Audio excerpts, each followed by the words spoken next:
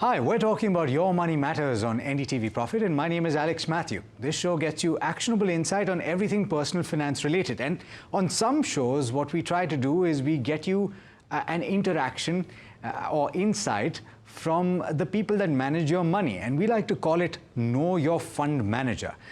The first guest on today's program is someone with a wealth of experience. He's been around the block and he's been with the firm that he currently is in for over a decade. Harsha Upadhyaya, CIO Equity and President at Kotak Mahindra AMC. Harsha, thanks so much for taking the time.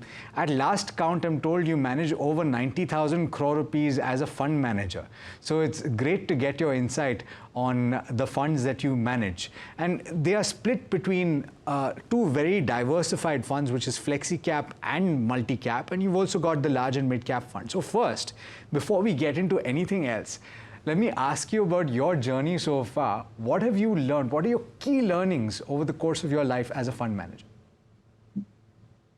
Good afternoon, Alex. Clearly, I think the learning continues as long as you keep investing. I don't think you can ever say that you've learned everything.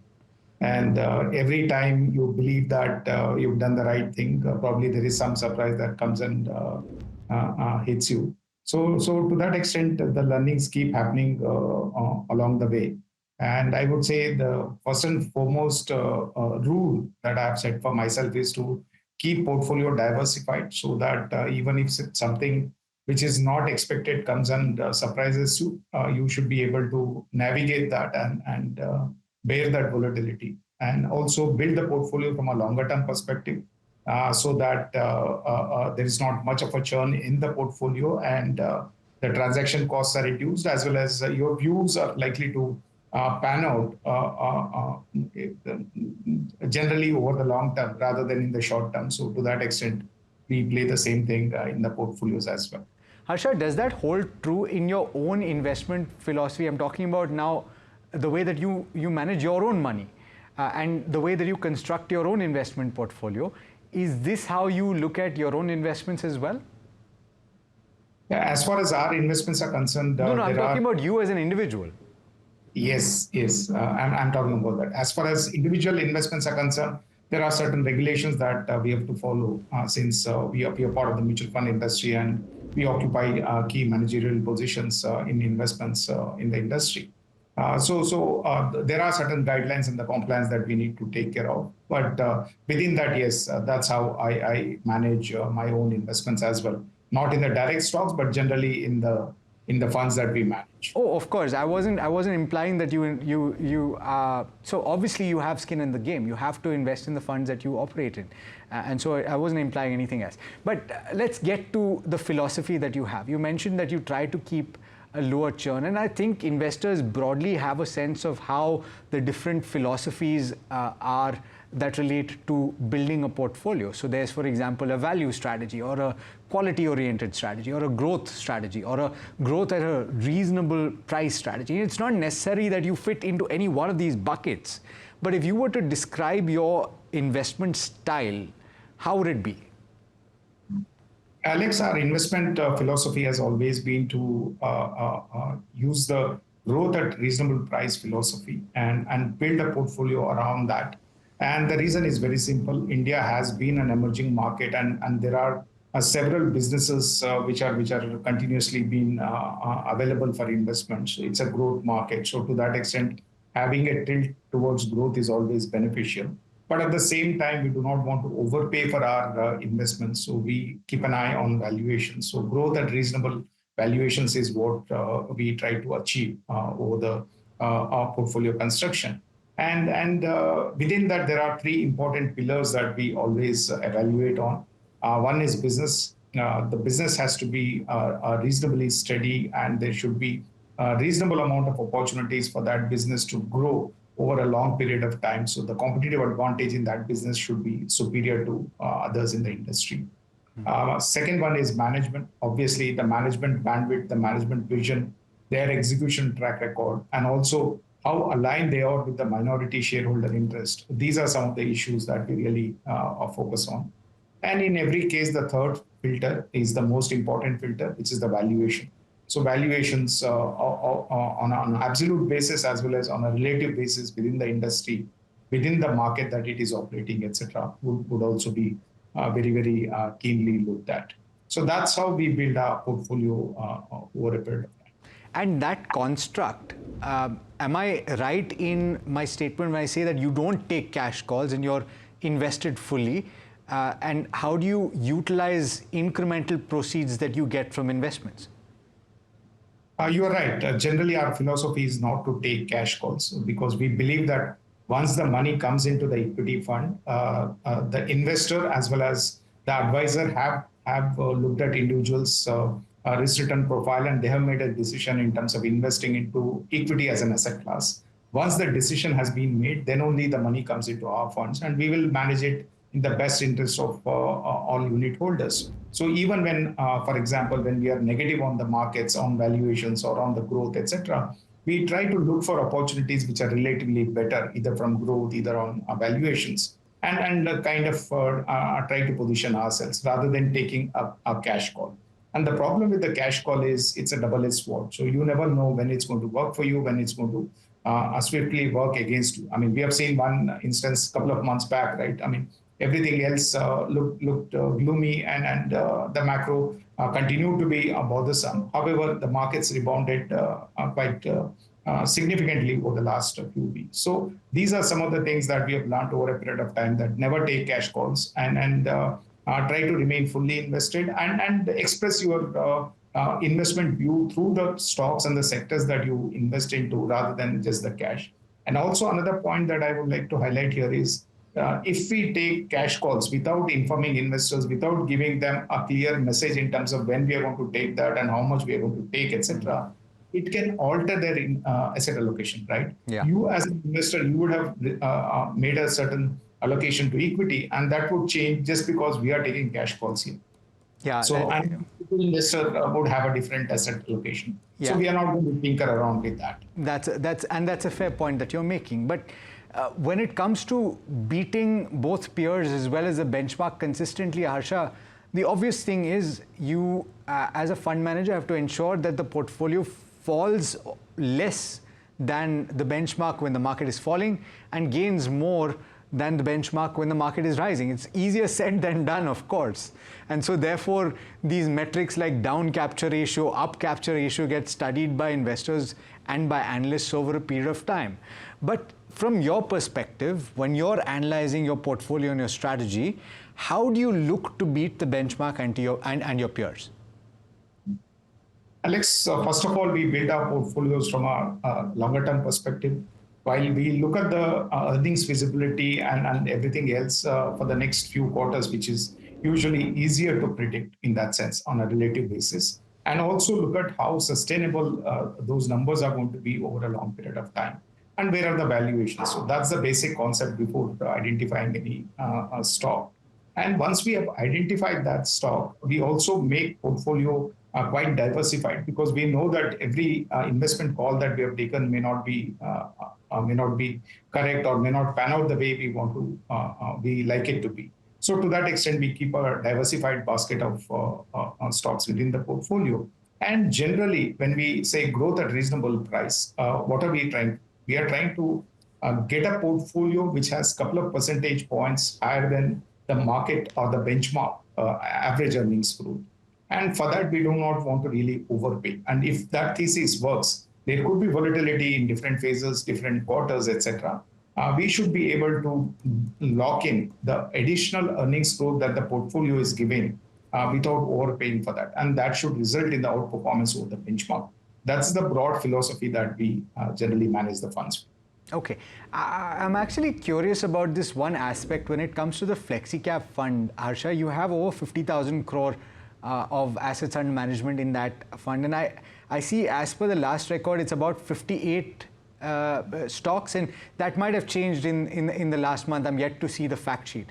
But would you say that incrementally deploying large sums becomes challenging, or shifting from one stock to another, if you want to go to the broader end of the market, becomes challenging as the assets under management rise? Or do you think it's comfortable even if it goes 75? And I'm pretty sure that's going to happen with your fund at some point. It's going to go 75,000, 90,000 crore. Alex, it always needs to be seen with respect to what is the available float in the industry, what are the trading volumes in the market, etc. While it has grown from a smaller number to 50,000 crores, the markets have also grown during the same period. The breadth and the depth of the market has changed. So I don't think we should analyze just the size of the fund without looking at the available opportunities in the market. So to that extent, while 50,000 crores is a large number, there are many other funds which are also larger than this number at this point of time. And none of us have seen any significant roadblocks in the market to really construct our portfolios. But every market phase is different. Sometimes the liquidity is lower, sometimes it's better. So to that extent, you have to navigate all of that. And if you have managed money for decades and longer, you will always have some of the other obstacles coming in front of you, and you have to navigate all of them. But if you look at our own Flexicap fund, nothing has changed even when it was a small fund. For example, in August 2012, when I joined Kotak Mutual Fund, the fund was just about 300 crores, right? And now it is 50,000 crore plus. But just because it has grown from 300 crores to 50,000 crores, we have not changed the investment philosophy or the investment discipline at all. It's the same philosophy that has continued over a decade in this particular fund. We never take cash calls. We will always keep a large cap tilt within the flexi cap, but we will take sectoral deviations, and that's how we try to outperform the benchmark. The portfolio generally will have sectoral deviations, but at the stock level, it'll have diversification. And portfolios stock count will be somewhere in the 50 to 60 number band. And this has not changed whether it was a 300 crore fund or whether it is today a 50,000 crore fund. So to that extent, I think the investment discipline is something that we really continue to vouch for. And that's what gives you a consistent performance over cycles. And every phase of the market is different. There will be a newer obstacle to counter. However, if you have a discipline and if you build your portfolio with a fundamental research inputs and don't overpay for that, you should be able to perform over the long term. Important points that you're making. Now, let me discuss finally, Harsha, how you're positioning your schemes right now. So two diversified funds, but run differently, because you have multi-cap where you have a requirement to invest 25% each in small cap as well as mid cap funds. So how are you positioning yourself? And you said that you strategically use sector rotation. So can you give me some insight on how you're positioning right now from that perspective, and also your anticipation both on earnings and return benchmarking for your investors and my viewers over the next year? Yeah, first of all, if you look at the market cap allocation, that's broadly driven by regulations, right? The regulations stipulate some kind of allocation into each of those buckets, whereas in Flexicap, that's not there. But our investment philosophy has been to keep at least 65 to 75% in large cap and the rest going into mid and small. In other products, for example, there could be regulatory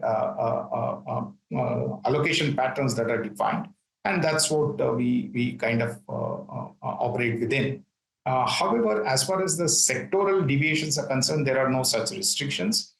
Generally, it's a top-down as well as a bottom-up blend that works in terms of portfolio construction. From a top-down perspective, we try to look at what are the macro factors which are likely to benefit or hinder some of the sectoral business performances, and where are the valuations thereof, and try to take positions in those sectors where there is generally a macro tailwind rather than a macro headwind.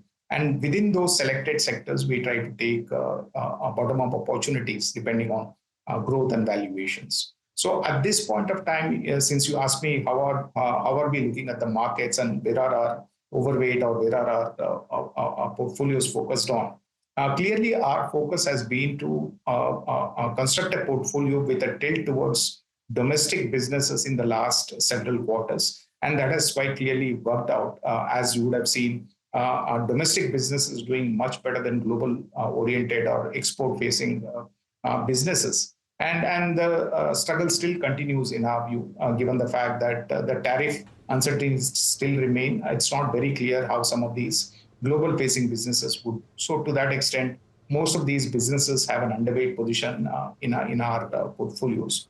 And among the domestic businesses, some of the larger exposure would be in banking and financial, cement, industrials. These are the areas where we believe the growth as well as valuations are in our favor and are in favor of long-term investors. And that's where we have built our overweight positions. As far as global businesses or export-oriented businesses are concerned, while we today carry largely an underweight position, we are looking out for what comes out in terms of the overall tariff settlement. And depending on what we see post that, we would like to review those positions. But in the last few quarters, clearly our positioning has been towards domestic businesses, and that's the basket which has not shown as much volatility as some of the exporters, as you would have seen in the market in recent times. And the last point, which is it's important for my viewers, for your investors to have reasonable expectations going forward. And given what we saw in the fourth quarter and in FY25 indeed, Harsha, a lot of people anticipating that it'll be what, 10 to 12% on the margin, maybe more than that, earnings growth, right, for the top 200 odd companies. Is that your own estimation, or do you think that it'll be better? And from that perspective, would you say that it's better to keep reasonable expectations in FY26? Yes, I think especially if you're an investor who has entered the market in the post-pandemic period, probably the expectations are running very high, higher than the usual investor expectations. But I think we are not going to see similar kind of earnings growth for the next couple of years. Probably low double-digit kind of earnings growth is what is expected over the next couple of years. And if you don't overpay for that, that's what is likely to get you in terms of equity returns. So I think that's a reasonable expectation. Only thing is, it needs to be more moderate than what you would have probably seen in the last 3 or 4 years. And as long as that is there and there is a long-term focus, I think equities are still one of the best asset classes. Absolutely. Harsha, a pleasure having you on the program. Thanks so much for joining me today. Thank you, Alex. Thank you. All right. So there you go. You know now, better than you did before, hopefully, how Harsha Upadhyaya thinks about his portfolio building strategy and the funds that he manages at Kotak AMC. Now, let's talk about Flexicap, and maybe to a certain extent, some of what I asked Harsha about will get clarified further in this next conversation. I'm joined by Mrin Agarwal, who's a financial educator and founder of FinSafe India. Mrin, thanks so much for taking the time. I want to talk to you about specifically Flexicap as a category. And we see some of the largest schemes in the Indian mutual fund industry in this category. One in particular has over 1 lakh crore. We just spoke with Harsha Upadhyaya, who manages more than 50,000 crore of funds in that one Flexicap fund. So the question really is there a problem with being nimble? He certainly did not think so. He says that he's managed the portfolio in the same way that he had when it was 300 crore AUM between 50 and 60 stocks, and it still is managed the same way. No cash calls, and that's how he operates. What's your opinion? So firstly, hello, Alex, and thank you for having me on the show. And I completely agree with him when he says that, because we have seen a lot of funds in the last 30 years growing from practically zero to, as you said, now between 50,000 to 1 lakh crores. We have a couple of funds that are there. And I think, I really do like Flexicap funds, because one of the things that I like about it is the ability for the fund managers to decide what stocks and sectors they want to get into based on their high conviction ideas, and really not be bogged down by the fact that there's a 25% cap or something like that on a particular market capitalization. So I think there is a lot more flexibility that the Flexicap funds actually give to the fund manager, and certainly it is one of my recommended categories that investors should consider. Now, it depends on what time frame you're looking at. If I look at the post-COVID time frame, and ultimately at some point in that time frame, you had the split between Multicap and Flexicap. So finally, we have a little bit of time to look at Multicap performance, and really because of the outperformance of the broader markets in several years within that time frame, there is a big divergence between the performance of Multicap and Flexicap, but I'm knowingly focusing on Flexicap category here. And what I want to understand from you, and I take that point to say that you don't believe that the performance will suffer with larger AUM, but there are advantages to having a small and nimble fund as well. So if you're getting into the space and you're investing, this is often the best place for investors to start. Would you go with the tried and tested, or do you go with a new nimble fund? I would always go with the tried and tested. I would always like to bank on previous history that's there, because, Harsh also talked about it in terms of the fact that we've stuck on to the same process or style of management. And, again, for any investor today to enter into an investment, of course, it's driven by what sort of risk profile they have. Certainly, the flexi caps, given the fact that there is a large cap oriented the higher large cap oriented allocation, certainly it means that it's probably less volatile as compared to getting into mid caps and small caps. So I think, the first aspect is really to consider a flexi cap only if your risk profile is allowing you to do so. But then the second aspect, when you really start looking at the funds within the space, it's really about what sort of consistent performance the fund has given, and have they really stuck on to the same style of management, or have they deviated from the style? So I think that is a very, very important aspect of investing in any fund for that matter.